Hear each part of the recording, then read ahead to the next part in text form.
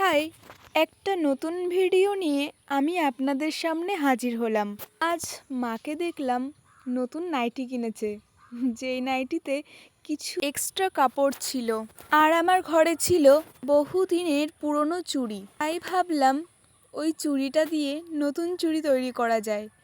তারপর মায়ের ওই ফেলে দেওয়া কাপড়ের টুকরো দিয়ে আমি তৈরি করলাম নতুন একটা চুড়ি। তবে আমি একটা চুড়ি বানাইনি, পরপর টোটাল 3টে চুড়ি বানিয়েছিলাম, যেটা দেখতে সত্যিই খুব সুন্দর হয়েছিল।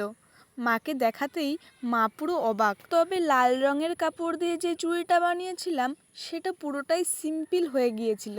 সেই কারণে আমার কাছে হলুদ ফেব্রিক ছিল, ওই হলুদ ফেব্রিক দিয়ে কিছুটা ডিজাইন করে দিয়েছি, যাতে করে চুড়িটা আর একটু সৌন্দর্য বাড়ে।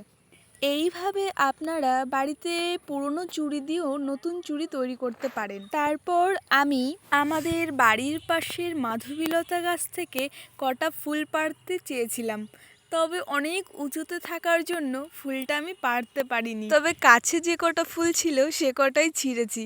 আমার হাতটা একটু ফাঁকা মনে হচ্ছিল বলে তাই ছোট্ট করে একটা কলকা করে নিলাম।